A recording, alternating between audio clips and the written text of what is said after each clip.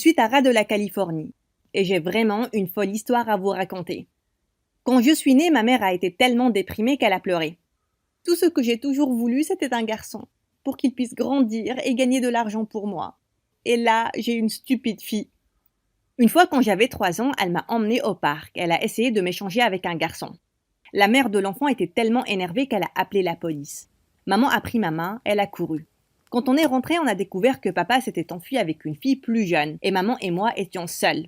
J'étais très triste du départ de papa, mais maman, elle était traumatisée. Elle pleurait pour l'argent tout le temps et elle a dit que c'était ma faute que papa soit parti. À la même époque, quelque chose de vraiment étrange a commencé à se produire. Des fois, quand je disais ou entendais certains mots, je goûtais des choses. Une fois, l'amie de ma mère, Marie, était à la maison. À chaque fois que maman disait son prénom, je commençais à goûter de la glace à la framboise. J'ai sauté sur les genoux de Marie et j'ai léché sa joue. Iou, tu n'as pas le goût de ton prénom. Qui t'a permis de me lécher, espèce de bizarre? Et qu'est-ce que tu veux dire?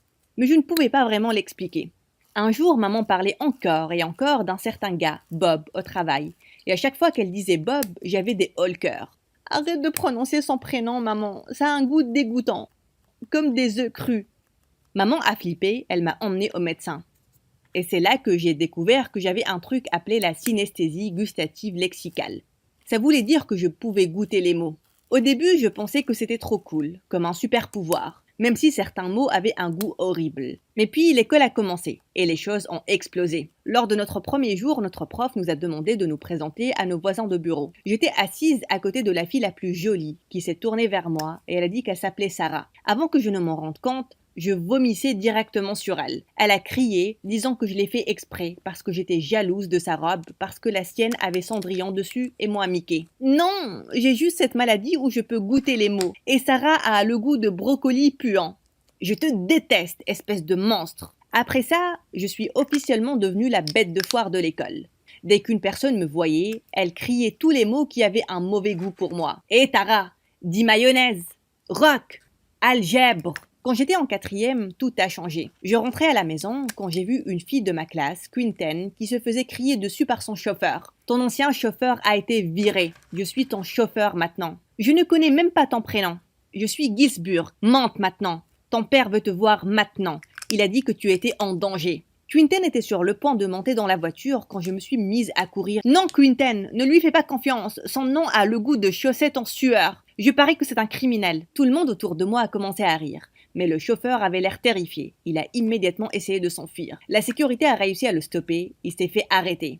Il essayait de la kidnapper. Alors que la police l'emmenait, il s'est tourné pour nous crier dessus. Je t'attraperai une autre fois, espèce de morveuse. Tu as de la chance que ta stupide copine t'ait sauvée. Quinten était choquée. Mais elle a mis ses bras autour de moi et elle a dit que j'étais une héroïne. Le lendemain, je faisais la une des journaux. Tout le monde parlait de comment j'avais sauvé la fille d'un milliardaire des mains d'un criminel. À l'école, il y avait des journalistes à côté de mon casier. Ils voulaient tous une interview exclusive avec moi. Et puis, quand je suis rentrée, il y avait un gros sac d'argent qui m'attendait. Le père de Quinten était tellement reconnaissant qu'il l'a envoyé pour me remercier. Maman était vraiment excitée. Quelques jours après, en rentrant de l'école, elle s'est ruée vers moi pour m'enlacer, disant que je lui avais beaucoup manqué. Maman, je t'ai vu ce matin. Je sais, j'ai laissé ma fille partir sans un câlin. Et si tu n'étais pas rentrée? Tu es tellement spéciale. Et j'ai une énorme surprise pour toi. Tu vas être une star. Pardon?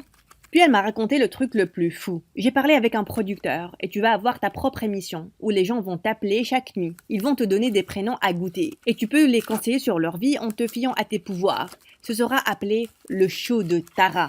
Ce ne sont pas des pouvoirs, maman. Je ne goûte même pas tous les mots. Ça ne veut rien dire. Eh bien, ces gens ne savent pas ça.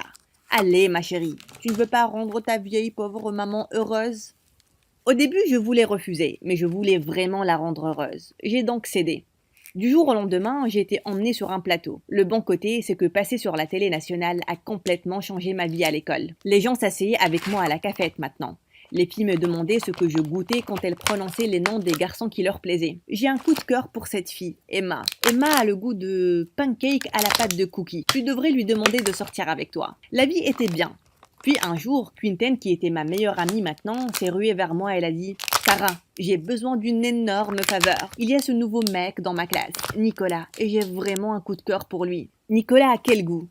J'ai eu des hauts le cœur. Iou, c'est comme le café noir. Je dirais, reste loin de lui. Elle avait l'air dévastée. mais elle a dit qu'elle avait confiance en mes pouvoirs et elle a laissé tomber l'affaire. Un jour, durant les cours de gym, un athlète populaire qui me harcelait avant n'a pas arrêté de me demander de sortir avec lui parce que moi aussi j'étais populaire maintenant. C'est là qu'un ballon a volé et l'a frappé à la tête. J'ai essayé de voir qui a jeté le ballon, mais mon sauveur partait déjà. J'ai couru derrière lui. Et attends, le garçon s'est tourné et pendant une seconde, j'ai perdu la langue et j'ai demandé « Comment tu t'appelles ?» Pourquoi? Pour que tu puisses le goûter et me juger? Dis juste merci. Merci de m'avoir aidé, mais il s'était déjà tourné. Il est parti. Il ne voulait même pas me regarder.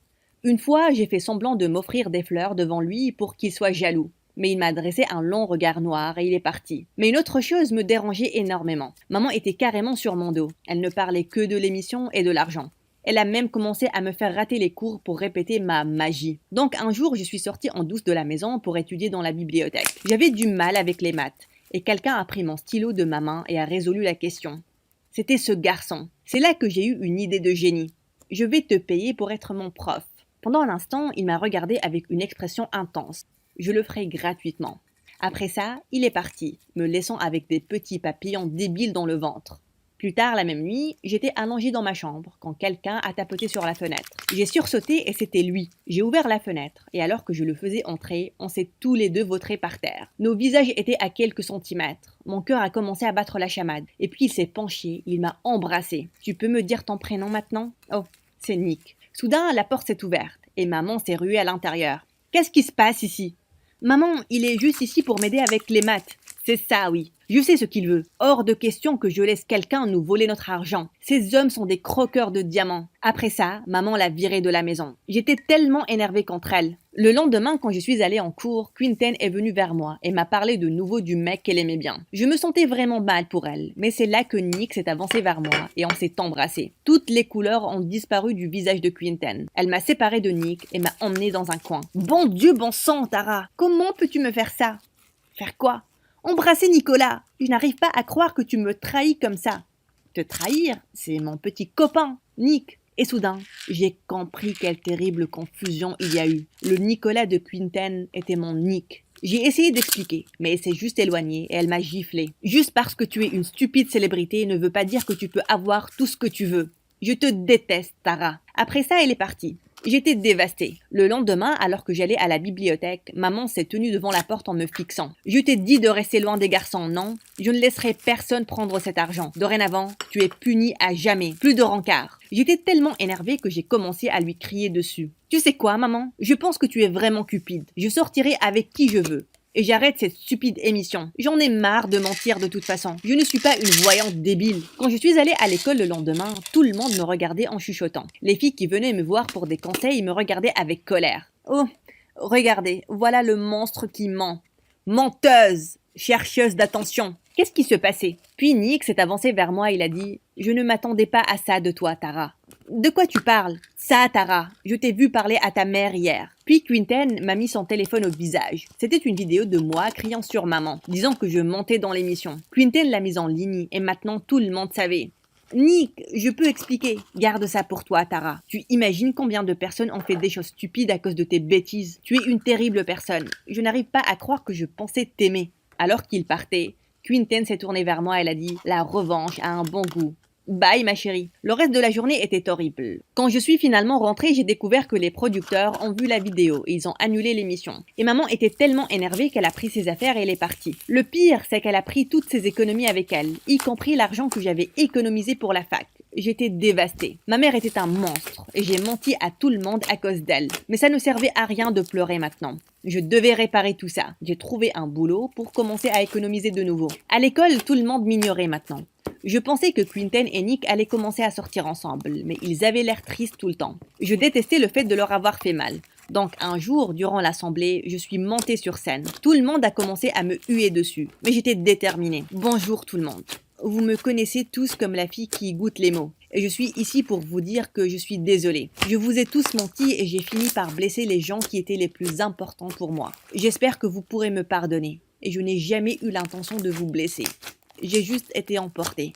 Pendant une seconde, il y a eu un silence. Mais dès que je suis descendue de la scène, Quinten a couru vers moi et m'a enlacée. Je suis désolée aussi, Tara. Ce que j'ai fait était horrible. J'ai même raconté à Nick toute l'histoire. il ne me plaît même plus. J'étais juste énervée parce que je pensais que tu m'avais trahi. Il dit que c'est un imbécile s'il ne te donne pas une autre chance. Nick, je suis désolée, j'ai